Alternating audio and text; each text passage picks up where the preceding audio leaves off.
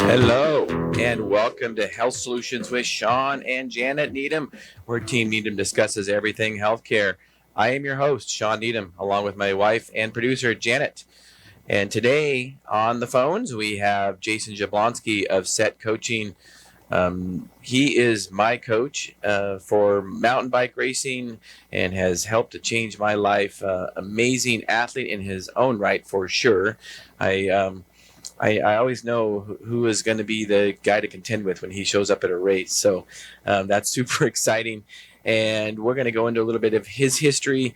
He's a great guy in general. We're going to hit on a lot of topics, including diet and training and why we should all exercise. So, Jason, are you there with us? Jason, can you hear us? I can. Oh, there you are. All right, Jason, glad to have you on. All right, so welcome to our show, Jason, and super excited to have you on. Thanks much. I'm looking forward to it. It'll be fun. Yeah. So why don't you give us a little bit of your history, Jason, so you can tell our viewers and listeners a little bit about yourself. Okay. My name's Jason Jablonski. I live in Wenatchee. I've lived here, I don't really want to say. That would date me. I think 26 years. So since I graduated high school, I pretty much moved over here. Went to WVC, the college here, then went to Central to finish up. Graduated with a degree in education with minors in biology and math, and taught for a little bit, actually. And then after my first year of teaching, I got offered a contract to race my bike. I had kind of dabbled in mountain biking through college and then got into it pretty heavily from right after I graduated, and I couldn't really say no to being paid to race my bike. I made minimal amounts of money, but it was kind of at that age, I think I was early 20s, kind of a dream come true. So right, absolutely. Pursued that for a long time and got into coaching kind of midway through that, and ended up getting into triathlons after mountain biking, because I was retiring, in air quotes, from a mediocre professional mountain bike career, and got into triathlon, kind of dabbled in that. And my first year in triathlon, ended up winning the Xterra Amateur World Championship. So I was the first amateur to cross the line in the Xterra World Championship in 2005. And that kind of led me into a few years of kind of continuing my athletic endeavors, racing triathlon and Xterra, and then was coaching pretty heavily then, and decided it was time for me to kind of pursue coaching full time because I was getting pretty busy and really enjoying it, and kind of switched my passion, I guess. So that's kind of a breakdown in a nutshell. That's super exciting. So for our listeners and viewers out there that might not know what Xterra is, tell us a little bit about what Xterra is. Sure. Xterra is basically the same thing as an Olympic distance triathlon, but you're doing the swim in a mountain lake or an ocean or something like that. Then it's mountain bike and then a trail run. So it's all off-road. So it's basically an Olympic distance triathlon off-road. The distances vary just because of terrain restrictions. They can be longer or shorter, but in that vein. So sounds super fun to me. It was. In fact, to this day, I still think, I'm just, I'm an endurance sports junkie. I enjoy running, skiing, Nordic skiing, swimming, all those things. But, I never had as much fun as I did when I was doing Xterra triathlon. So tell us a little bit about your coaching today. What you're currently doing now. Sure. So I coach endurance athletes. Like I said, I've been doing that for quite a while. I think 17, 18 years is when I started Set coaching. I guess, for quite some time. So on the side, basically, when I was racing, but full time after I kind of hung it up and, just participated as a master's athlete. So I coach endurance athletes in, swimming. I've had cyclists, runners, lots of cyclists, actually. It's kind of my bread and butter. Triathletes, Nordic skiers, trying to think of some obscure sports that I've coached athletes through, but primarily those, runners, swimmers, cyclists, triathletes, Nordic skiers. So right now I work, I contract with USA Cycling, so I run the junior and U23 programs for USA Cycling's mountain bike division. So I work a lot with mountain bikers anymore. So Super, super exciting. So one of the things I love about doing this radio show is, I've been working with you for, I don't know, maybe 5 years now. Pretty And close. yeah. And when I do a radio show, even though I've known some people for a while, I always learn something. And I didn't know that you had Nordic skiers, that you train Nordic skiers. That's super exciting. Yeah, Nordic skiing is one of my passions. I coached a pretty large Nordic ski team here for a while, for I guess 2 years. Leavenworth Nordic ski team. I was the head coach and program manager for them for a couple of years. And I've always been involved in Nordic skiing. I work on the side, I contract with other ski companies. I've been working for Swick, which is a Nordic ski wax, alpine and Nordic ski wax company. I still contract with them. I do race service for them. So show up to races, talk up to athletes about the specific race wax and structure that they need for their skis. So I just finished up 2 weekends. I was at the Boulder Mountain Tour in Sun Valley, and I was up in Winthrop for their Ski to the Sun race, just talking to athletes about different race waxes and what to use. So. That's awesome. That's awesome. So with all your expertise in so many areas, we're going to have to focus today since we only have an hour. And of course, my passion is mountain biking. We're going to... Understandable. Yeah, right. I love it. And you make me love it even more, although I will say sometimes when I'm doing some of your workouts, I'm like, why does Jason do this to me? But it all pays off. Everything, I promise. But it all pays off in the end. So let's just focus. Yeah, let's just focus on cycling. And I got a quick story to go into that. One thing that I've always talked to patients about and about cycling is that you can cycle at any age. I mean, there's 100-year-olds that cycle. So. My Janet and I, we rode the Palm Springs tour to Palm Springs this weekend, and we both rode 100 miles. And Janet says that there was a guy that was in his 80s that was riding with her, which is just super cool. Yeah. So tell us a little bit about cycling and why. And you've helped me a little bit with this when you had me do some cross training. That running didn't work so well for me. So tell us a little bit about cycling versus running and why you can possibly do cycling, later in life and so on. Yeah, cycling is a very low impact sport. It's very linear. I mean, it's kind of one motion, just rotation of those pedals, So as long as we're relatively stable and strong, core exercises, upper body stuff, it's a static position in the upper body, and the legs just bend the knees, bend the ankles, and working at the hips. And it's, again, with a low impact, it's a sport we can do as long as we do it well forever. I mean, I do bike fits, and I've fit athletes that are in their 80s, and they're planning these big, huge tours, So it's something that we can participate in for life. And that's what I always tell my athletes is if they pick cycling as their sport, it's something, how long can I progress? We all worry about, age catching up with us. And us not being able to progress in the sport. And boy, cycling is one, you have a long time before you have to start, just kind of toning it down, I guess. Yeah, there's a story of, you might have to tell me with the name, Ned Overton, is that correct? Ned Overend. I mean, he's in... the lung. Yeah, is he in Durango, Colorado, correct? Correct. And he's in his 60s, and he's competitive in the open level, is that correct? Yeah. So Ned Overend, and there's those anomalies out there, and Ned is one of them. He has a VO2, which is an oxygen uptake number that is kind of off the charts. But Ned just does it well. He takes a lot of downtime, does a ton of cross training, and I think, Ned's got to be in his 60s, mid to late 60s. And I coach athletes in Durango, and they have this Tuesday night World Championships race that they do there. It's a ride. It's a road ride. And Durango's a mecca. And Ned Overend, I have athletes that are professional athletes in their 20s, and they'll say, I was, fifth to the top of the hill. Ned Overend was right behind me, or Ned Overend was right in front of me, which at 60, that's amazing. It is. That's crazy. And it's just, it is inspiring. I get it. For us mere mortals, unlike Ned, we're not going to be at that level, but it's inspiring to see that a guy in his 60s can, compete with people that are on the national competitive level in their 20s. Yep. So that's super exciting.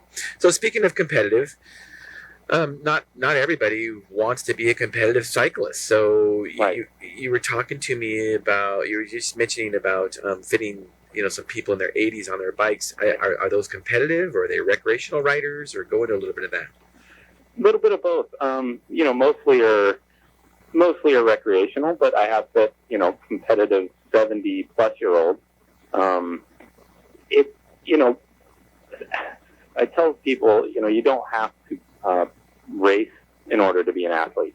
If you participate in the sport, you're an athlete. Right. So I've helped, moms finish 5Ks. I've helped moms become pretty close to top professionals, so it just depends on what you want to do.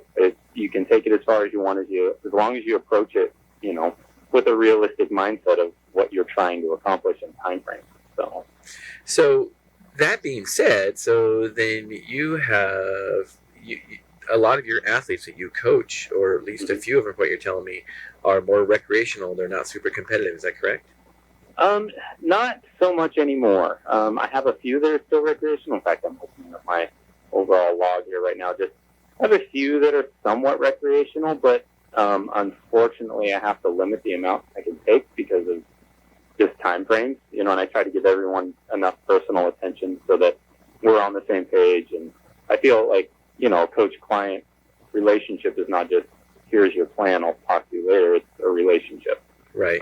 Getting to know that athlete. So it's important for me to kind of cut the number of athletes I work with. But, I'm working with an athlete right now who's a Nordic skier, and she picks one big, travel event a year. And, this year it's in Poland. Last year it was in Norway, and that's her world championship. She doesn't necessarily go out to win the thing. She wants to show up fit, ready to participate and crush life. Basically, she's extremely busy, a professional, couple of kids, married. So just, coordinating all that is kind of, I look at, as long as she shows up to that race successful and feels like she's ready to compete, not necessarily with everybody else, but with her previous best self, then we're successful. So. That's cool. So tell me why somebody should hire a coach. Right. So shameless self-plugs here, I guess. But, and that's just it. I tell, when I first start talking to athletes, I say, look, you could probably do this on your own. You could do it fairly well. But if you're looking to achieve a certain specific goal, having someone look at it through a lens that's not blurred by your anxiety, your day-to-day routine, and looks at things. So taking everything into account, a coach can do that for you. And a coach, as long, do your research. I always tell athletes or people looking for a coach, talk to 3 or 4. Don't just go with the first person you talk to. Because, like I said, it's a relationship. It's someone that you need to be able to communicate with, someone you need to be able to feel like you have good rapport with. So after talking to 2 or 3 coaches, you might find that coach, and it might not be the first one. So that coach can help kind of guide you more than anything with experience, knowing when to push you, when not to push you, when to know that maybe life is catching up with you and you need a little break. Because we tend to think, I can, even though I have 6 meetings this week, I'm not sleeping real well because my pet is injured. I can still do the workouts because all those other things aren't training.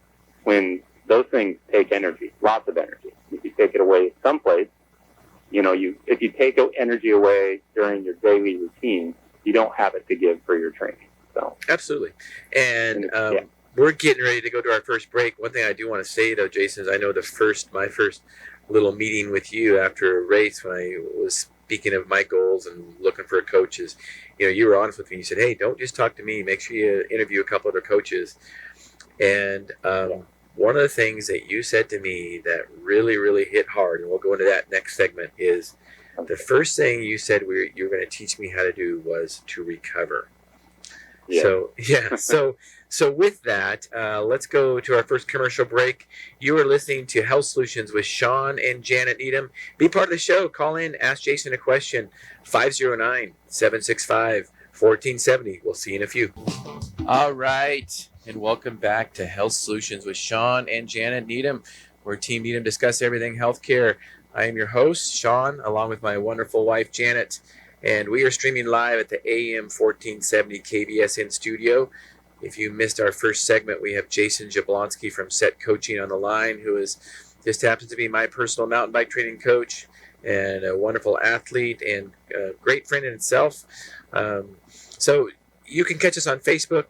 My personal Facebook, Shawn Needham's personal Facebook page, also streaming live on the Moses Lake Professional Pharmacy YouTube site.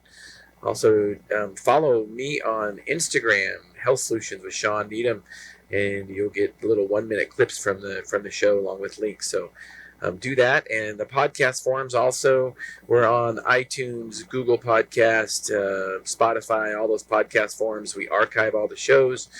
Same thing on YouTube. So please check us out, follow us, subscribe, and leave a review. We'd appreciate it.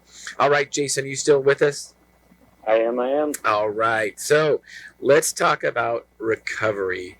When you met me in the parking lot, or I met you in the parking lot after a race, and you said you were going to teach me how to recover, what did you mean by that? So, yeah, we do tons of training. We all love to work out and try to push ourselves and try to beat our personal best and compete with our peers, and then sometimes on the national level. Just depends on where we're going. But the training is what beats us up. It breaks us down. It tears muscle tissue. It makes us fatigued. And the first thing I say to most athletes is, we're going to work hard on training, yes, but I want you to become a professional at recovery, because the recovery is what actually builds you back up and makes you faster and stronger. You can train all day long, but if you don't recover properly and adapt to the training load, then you're just not going to get better. So the training is important, but the recovery is actually more important than training. That's when we actually get stronger, correct? Correct, exactly. So, when during your training bouts, your goal is to break yourself down. You're breaking down muscle tissue. You're pushing your body beyond a place that it wanted to go, so that next time it says, holy cow, that really hurt. So next time I have to do that, I need to build back up so that if I do that same effort, that 3 times a minute, at whatever wattage or heart rate, I can handle it. So that way we have to go harder next time, because our body has adapted to that workload. So that recovery from that training is what's actually going to make us better, not necessarily the training. So tell us a little bit about the recovery of, I know one thing you mentioned, to me it says, recovery for, somebody that's married and has kids and has a full-time job is different than recovery of an 18-year-old kid that's sitting on the couch watching TV. Can you expand on that a little bit? Yeah. So, like I said, I try to work with athletes of all levels, and I have some masters athletes that train sometimes just as much as some professional athletes that I train. But the masters athlete has, they have family, they have work obligations, they have social obligations, kids. So those things the cortisol is stressor, right? So our body releases cortisol when we're stressed in training or in life. So if I'm continually increasing my cortisol output, my body's never recovered. So I need to, find out where I can use energy and where I can let some energy let my body recover in that. So if I'm using energy all day to work and then answer questions from employees, and then, then I try to go home and do a training bout when my mind is racing with stress, that training isn't going to go as well as I would like it. So making sure that we're sleeping well, we're hydrating, we're eating properly, and that's all over the board depending on who you ask. But eating, a mix of definitely a balanced diet and trying to eliminate some of that stress, we can train better and recover better. Yeah, I can tell you that's one thing that you've really taught me is that it's not necessarily how hard you work out, it's how much you recover. And I think that even goes to say during the workout. I know when you prescribed some of my workouts, I thought, I'm just used to going hard all the time. Yeah. And yet I hit a plateau and I wasn't progressing. And, your workouts seemed to be easy at first. And at certain times of the season, they still are. But I think that there again, you can only break your body down so much. Correct. Yeah. Yeah. So training your body to be efficient, and, creating neuromuscular pathways so that when I do say, look, this workout's going to be hard. You are recovered, you're ready, you've got a really good foundation, let's go. Where, your lungs are coming out of your nose, there's a time for that. Right. And as long as we're ready for it, our body's going to adapt. So, so speaking of recovery, I mean, you mentioned diet as part of that. So, let's talk a little bit about diet. We'll go into I'll ask you some specific questions after you kind of just talk about diet a little bit. Yeah, and again, I should preface this with I am not a nutritionist. So I always recommend that athletes do, maybe approach a nutritionist with specific questions. I do have a background in nutrition in that, I raced for a long time. I've worked with athletes for, quite a while, and nutrition was kind of a passion of mine. So I, did a lot of research on it, a lot of trial and error on myself. Right. So I have a background in it, but again, like I said, I'm not a nutritionist. So, there is a lot of research on all sorts of different types of diets out there. And I'm a firm believer of calories in, calories out. Okay. Balanced diet. Yes, there's, fat adaptive, or there's, all sorts of things probably we'll talk about, the ketogenic diet, those types of things. And there is a place for those, and they do have some validity. But as an endurance athlete, your body does need carbohydrates. At certain times of the year, your carbohydrate intake does need to be relatively high because your muscles, muscle glycogen, your brain all functions off of that carbohydrate in your muscle glycogen. So if you don't have that, there's only so far you can take yourself. So let's speak of that then. You mentioned the ketogenic diet. So talk a little bit about the ketogenic diet and endurance athletes. Yeah. So have you talked about the ketogenic diet on your show before? Quite a bit we have. Yes. Quite a bit. Okay. So the ketogenic diet, so then your listeners are somewhat familiar with it, is basically training your body to use ketones as a fuel source. Ketosis is basically what it's called. And again, like I said, I am not a nutritionist, but for an endurance athlete, ketosis, it works at certain times of the year when we're creating that foundation and we're creating that base to become more fat adaptive. So to put it into basic terms, there's a point when your body needs carbohydrates. It basically just starts burning a super high percentage of carbohydrates. And I always call that your crossover point. So there's a certain level of, you can measure it from blood lactate measurements, heart rate primarily, oxygen uptake. We do it in a lab to get exact numbers. But where your body says, okay, I need muscle glycogen, carbohydrate, in order to fuel my activity. Once you cross that threshold, you need carbohydrates and at a certain percentage. And if you don't have it, if you train your body to burn fat as a fuel source only, and that's all you are consuming, there's a level where your body can say, this is as hard as I can push. I just don't have the carbohydrates to fuel this type of effort. So, if you look at lots of endurance athletes, some of them, they train with ketogenic type diets to become more fat adaptive and to become leaner and fitter and more efficient. But once you get to a certain point, your body isn't as efficient burning fat as something like 20% more oxygen uptake. Right? I'm going to have to look that one up. Don't quote me. But it does require more oxygen to burn fat as a fuel source. So at a certain level, you want to be extremely efficient because you are trying to go extremely hard. You want every ounce of energy you have to go into moving you forward at a really high effort level. So if you're also wasting energy to burn fat as a fuel source, that's a problem. Yeah, and I've debated with many of people when it comes to ketogenic diet and endurance athletes, and not every time. I mean, not every time, but many times I'll ask them. I'll say, "Hey, okay, find me one high caliber endurance athlete that uses the ketogenic diet and is competitive." And what a lot of times what they'll quote is a guy that's doing an ultra marathon or something like that. He's keto, which there's less intensity there. So can you talk about that with intensity in carbohydrate and all that. Yeah. So that's a good point. So you can find some successful like endurance ultra marathoners, endurance, like race across America athletes who are successful on the ketogenic diet, because that crossover point when your body says, okay, I need a higher level of carbohydrates than fat as a fuel source, I'm burning more lipids at lower levels. But when they cross over that point, the heart rate is just, for general terms, let's just say for a specific athlete, that crossover point is at a heart rate of 150 ppm.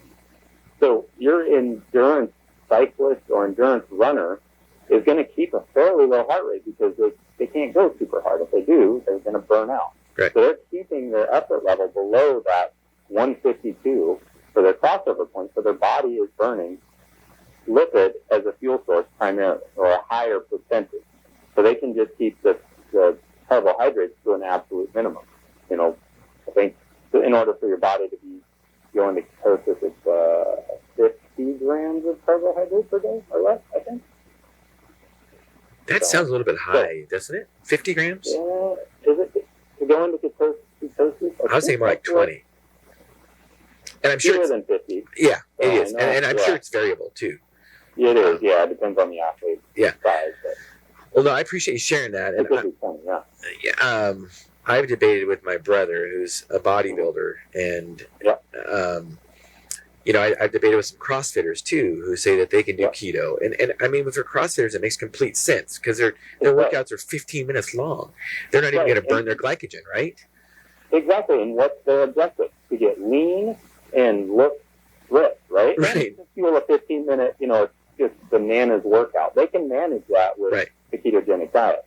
Say, I need you to do your CrossFit workout, and then I need you to go run, a half marathon or a 10K.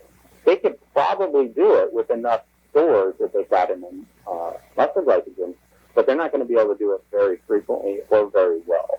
Correct. And I think one thing that I always find really interesting is that a lot of times the people that are telling you these ketogenic diets work, they're not endurance athletes themselves. They never tried it.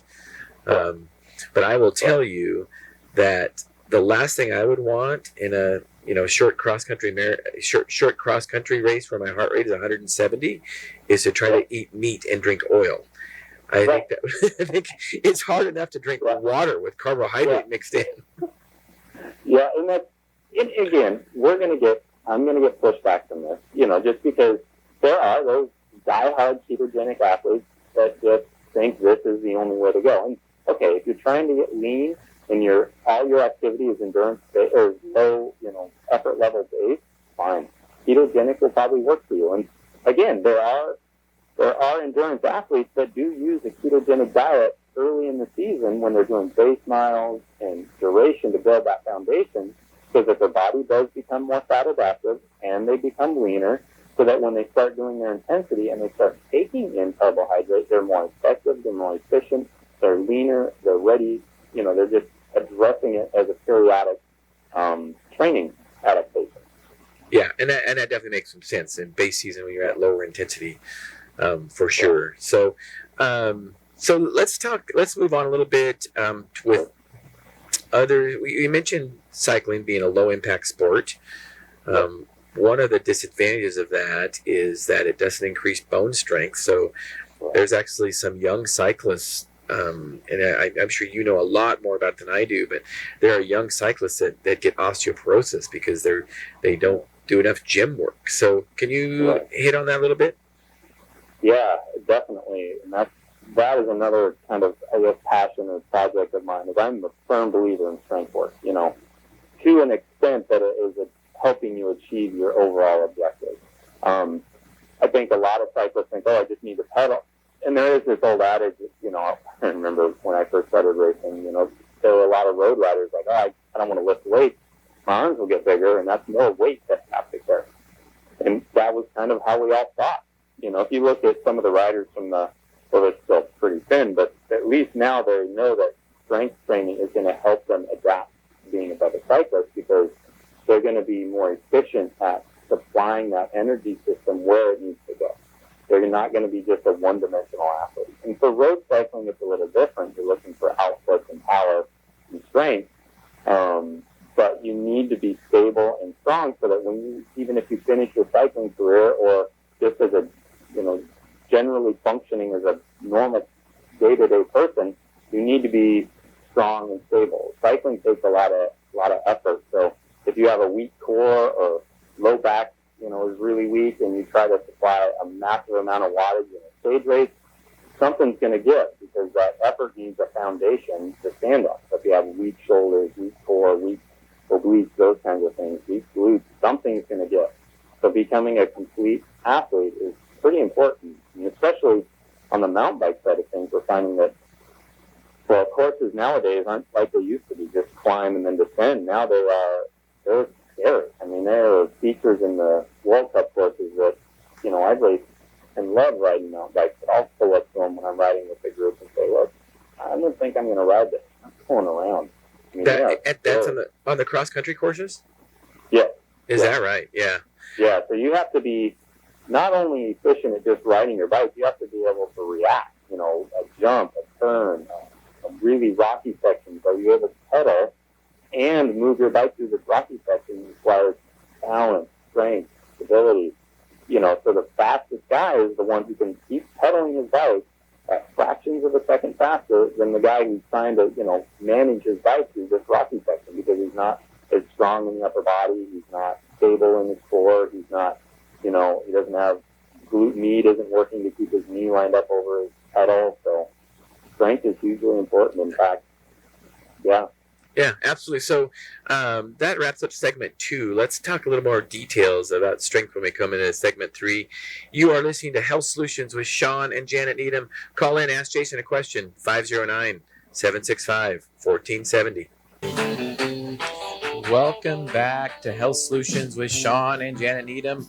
If you weren't with us over the last 2 segments, we have Jason Jablonski with us from Set Coaching, and we've been going over cycling as a discipline, eating, training, recovery, all the important stuff that you guys have heard over and over on the radio show about recovery, exercise, and diet. All 3 of those are so important. So, Jason, you were talking a little bit about strength training. So, mountain biking and strength training, or even road cycling. Tell us a little bit of exercises that we could be doing as cyclists, or should be doing as cyclists, to help us strength train.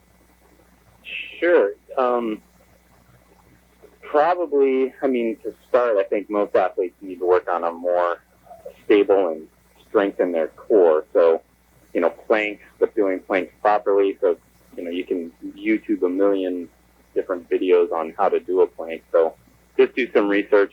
So many people do these extra. If you're doing a plank for 6 to 8 minutes, after a couple of weeks, you're probably not doing them properly.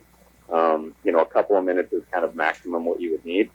Lateral movements, as runners, cyclists, swimmers, lateral motion is something we never work in our plane of motion for our main sport. So making sure we're stable is super important.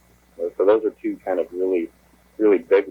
The monster walk is a good lateral exercise. And side lunges, maybe. Side lunges, yep, that's a good one. A lot of them are body weight.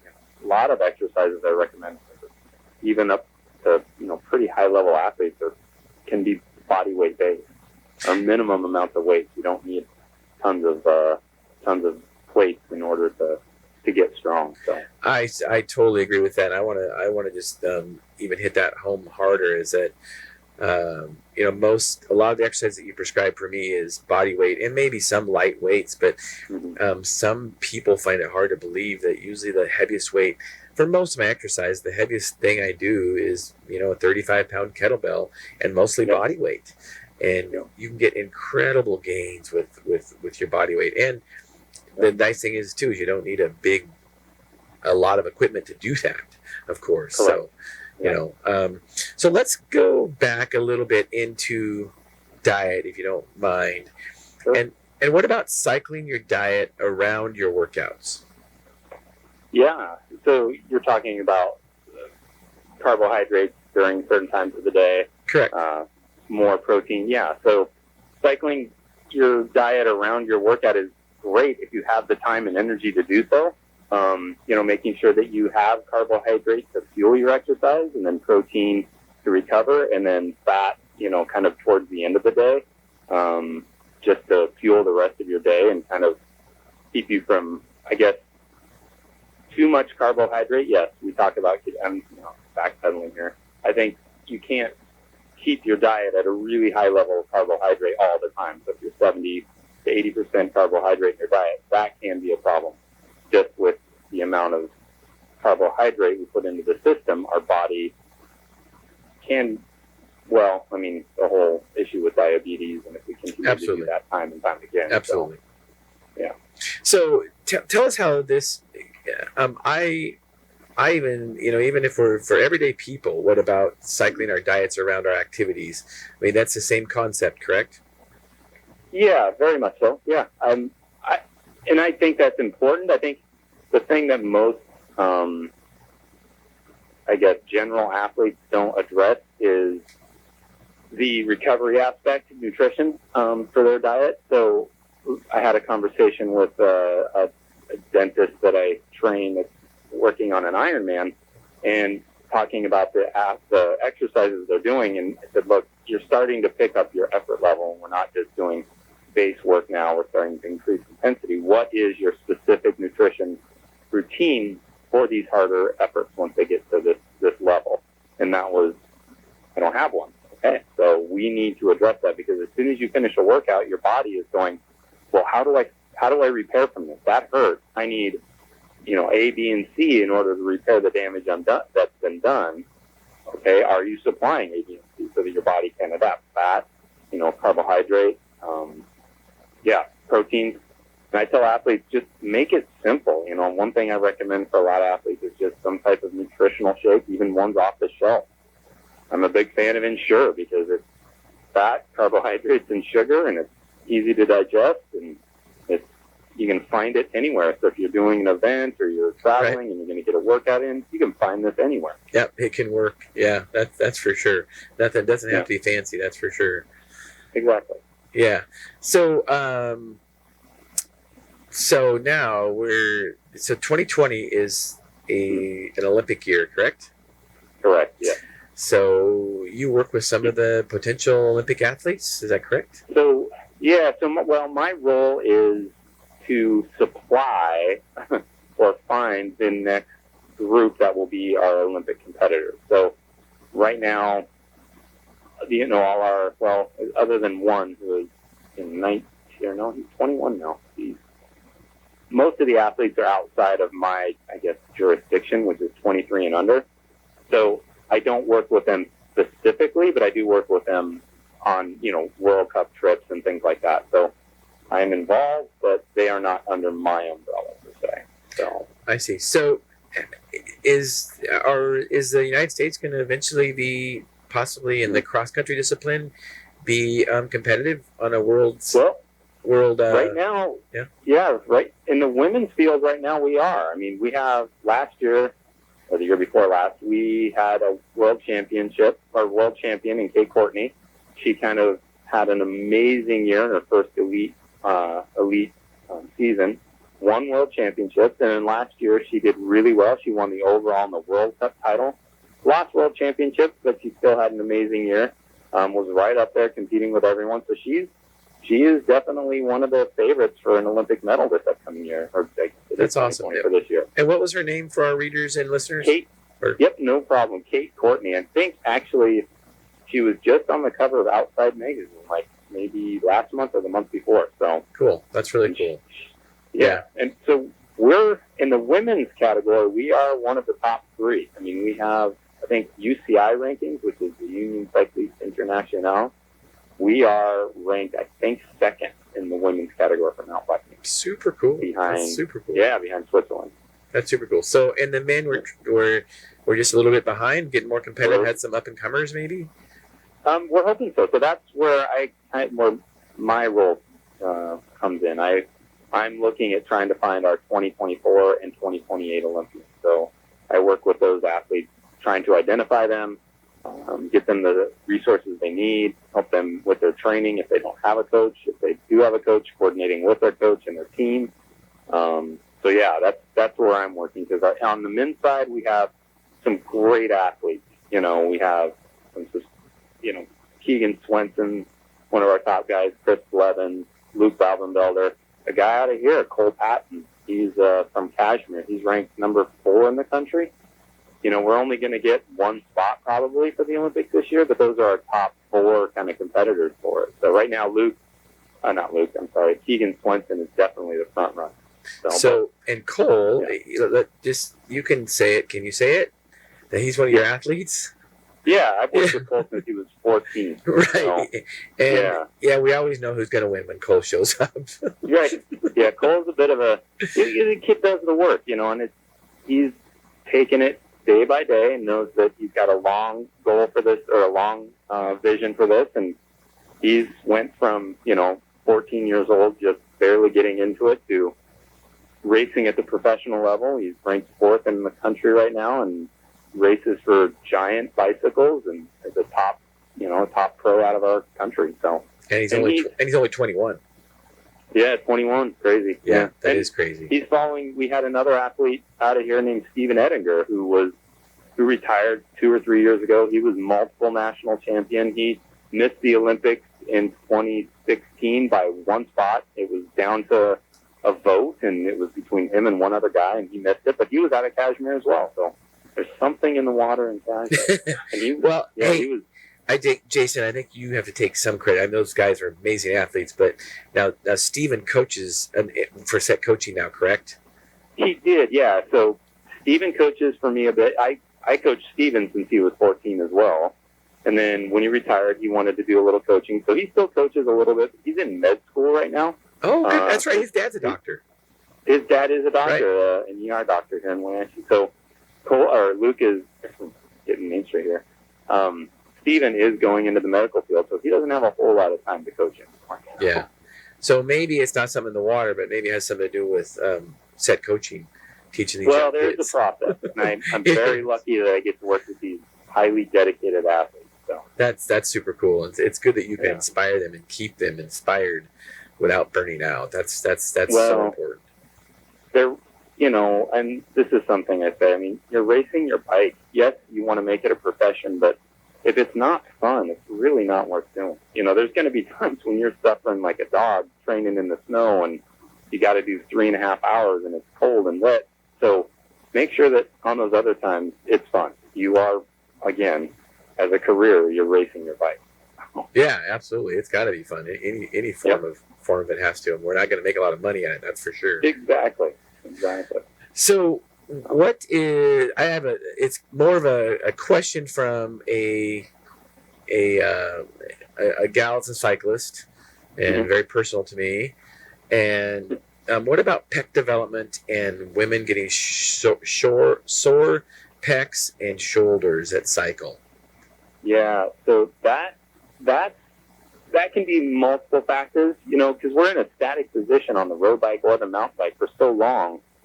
If we're not fit properly, the weight distribution of, our saddle and our contact points in the front for the handlebars, if that's off, it's how we hold ourselves on the bike. And a lot of times that also comes from us just bracing ourselves with our shoulders. So when we reach for those handlebars, we just pull onto the handlebars, right? Nice and tight. Right. When all we should be doing is just resting our hands on the handlebars and using our core and low back and those strong muscles, because the core is much stronger and a lot more muscles there than our shoulders to support it.